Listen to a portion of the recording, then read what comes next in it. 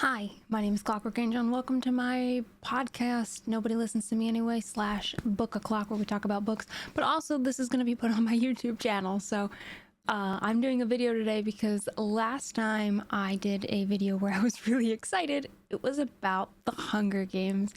And that video took off a little bit more than I expected it to, due to my apparently contagious happiness for the Hunger Games. I'm very passionate about the Hunger Games. I really, really am. I have a lot of other things I'm very passionate about. So if you guys are excited about my excitement and want me to do more things that I get really excited about, I'd love to show and tell you guys about my interests. But one of those interests today is actually going to be another book. And I know that which one about the Hunger Games, but I found a book recently on TikTok, and normally I take lightly some recommendations I get on TikTok because they're kind of like over popularized, and I don't really like all of the ones that I've been recommended. Like Caraval wasn't my favorite, and The Cruel Prince was good, and it had some good enemies to lovers in it, but it wasn't as good as I wanted it to be. This book I saw, and people were describing it as Hunger Games, Divergent, Maze Runner, dystopian fantasy-esque, and I was like, okay. And it was like, but with dragons. I was like, you have my attention. I'm in. I love dragons. I've always loved dragons. Growing up, I had dragon figurines all over my bedroom. I had dragon carpet. I had dragon plushies. I have the dragonology books. I still have all that stuff, by the way. I haven't got rid of it, but I still have it. So I was like, all right, a dragon book that's like Hunger Games-y, sign me up. The book is called Fourth Wing. First off, I love the golden cover, and there's a reason for that. But not only that, look at these pages. They are black on the edge with the dragons. It's so pretty. When I picked it up, I didn't expect this book to be this gorgeous just looking at it. But I was sold immediately upon seeing the book in person. But also the fact that somebody said that it was like emotional, and I was like, all right. I do love a good cry. So we're gonna do a YouTube. We're gonna do a video with this one today because I want you to see how excited I am about this book.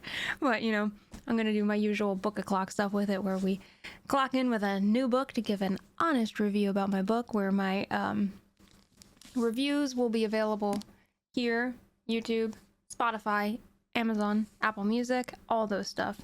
And we're going to be doing this honest review, and I'll be breaking it into 4 parts: the book title, author, synopsis, and tags that I would use to kind of classify this book, my spoiler-free general review of the book as a whole, then I'll get into the spoiler warning and start talking about my favorite parts and scenes, and then I will rate this book out of 10. So let's get these pages turning and let's start talking about this. I'm going to be really excited about this book, and I'm probably going to do things really out of order because of how excited I am about this book. But it is called Fourth Wing. It is written by Rebecca Yarros.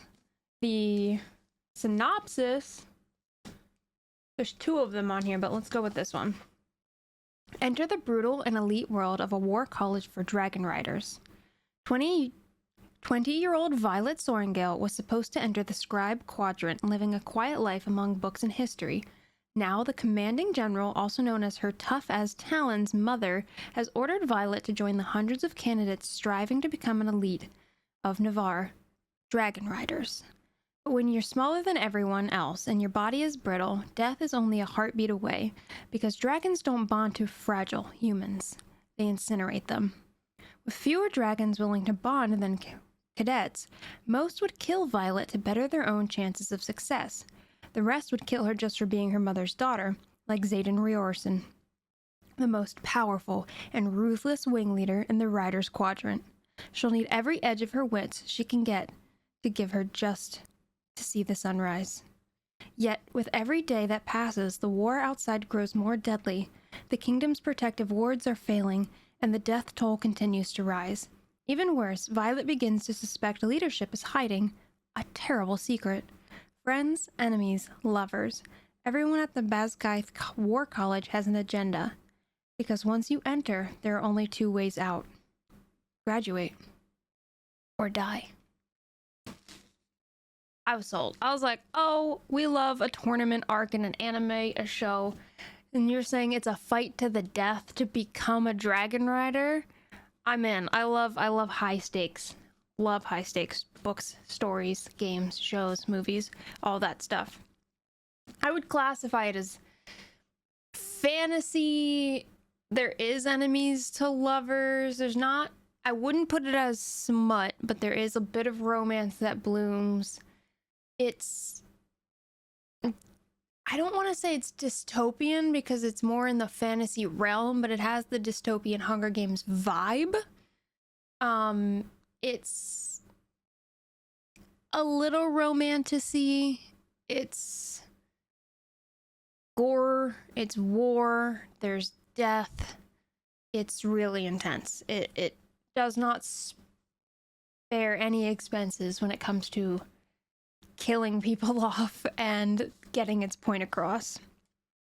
And I really enjoyed that, but that's just me because I am a Hunger Games fanatic and this was giving for me. So spoiler-free general warning, great book, great read. It had me turning pages like crazy. Each and every chapter led into a good point. You were learning new things all the time. It was an easy read. There was a lot of information thrown at you kind of at first describing the different countries, but it does come with a really detailed map of the continent, so you kind of start to follow like when they're yelling off all these country names and to the south, to the east, to the west. And not only that, but it does have a map of Basgiath Ward College as well. So when they're describing the layout of the college, you also have a visual for that, which really helped with the information overload and explaining like scribes, healers. That's where the divergent section comes in, is like everybody when you get to a certain age joins a section. You either become a healer, you become a scribe, you become a writer, you become, you know, and you get assigned your color. So writers wear black, scribes wear cream, healers wear navy. No, they wear sky blue. And the officers wear navy. But you get assigned a color, so it's got like that Divergent-esque thing. Each character that you come across has a lot of depth to them. There's no bland characters. You're not like, oh, I can't wait for this character to go because he's got nothing. There's no motivation behind him. Every character has great motivation. Not only that, but you get to know the dragons. And as a dragon fanatic, it's really cool. They get to communicate with the dragons. There's like magic. There's the fact that when you bond with a dragon, if you get to bond with a dragon, if they don't kill you first, you get transferred a signet, and once it starts to process that you're like trusted with your dragon, you produce a power. So you can have ice powers, you can have wind powers, you can be a mender, a healer, and so many more. I don't want to give away any of the spoils of who has what powers and stuff, but it's really cool, the fact that it's like magical and war and divergent, and like I said, it's a fast page turner, and it had me really excited. And so many times while reading it, I was just like, no, and the last chapters, I sobbed hysterically on the couch reading this. I was crying my eyes out. It really, really grabbed me. So I recommend you should read this book.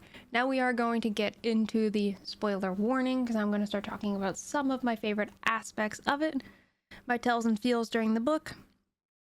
And if you don't want to hear those, I will not be spoiling the plot itself, but I'll just be talking about some of my favorite parts.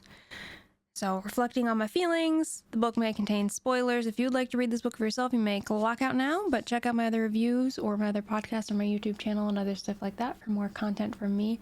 But I really want to talk about this because Violet and Xaden and Dane and Rihanna and Liam, those are just some of the names of some of the great characters. Not only that, oh my god, Violet, for me, I love to relate to a book. I'm a fantasy mind girl. I'm a Pisces. I love to read into things and put myself in that universe. And a lot of times I have a hard time putting myself into a book because the main characters are these strong-willed or trained characters, and they're strong and tall. They've got dark hair and dark this and bright blue and bright green eyes. And I'm like, I can never relate to a main character. I felt like I could be Violet. She's a small, short, skinny girl who gets injured really easily. She's frail, she'll twist her ankle all the time. She's used to constantly being in pain.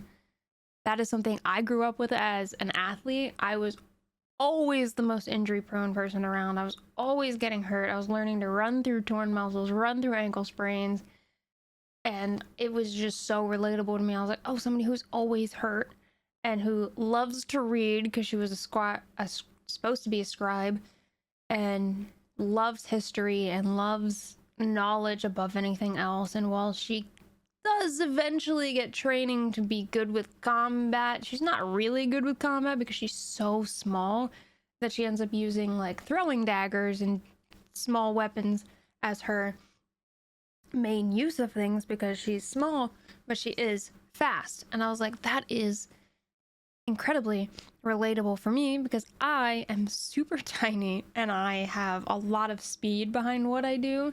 And the fact that I actually do know how to throw knives, I have a throwing knife set, and I was like, I actually feel relating to a main character who's struggling to survive because she is tiny. She is struggle. She thinks differently than everyone else. She doesn't think like a brute. It doesn't think like a rider. She thinks like an intelligent young woman who wanted to be a reader instead of a rider. And she's got lighter hair, hazel eyes, and I'm like, this feels so good to me to put myself into this. And she makes friends even though she's not supposed to because they could die at any point. She finds ways to overcome challenges by almost not cheating because she would never go against the codex of the rider thing, but she finds ways around it and able to survive things like the gauntlet, which is a trial that the riders have to do where they like basically they're scaling a cliff of, you know, spinning logs, kind of like Wipeout, if you've ever seen that show, and they're scaling logs and things, and there's a part called the chimney that she's just too short and she can't reach across it, so she has to find a way to get up it, because if you don't make it to the top of the gauntlet during the trial or during the exam, you fail and you're done, or you fall to your death and die. And some people do, and she watches some of her friends do it, like eye contact while they fall and die, and it's traumatizing. It's hard. And the very end of the book where somebody dies is very hard for me. I cried a lot. But you learn a lot about the main characters, and they just have so much depth to them that I just couldn't stop wanting to know more. And I still want to know more, so I cannot wait for the second book to come out.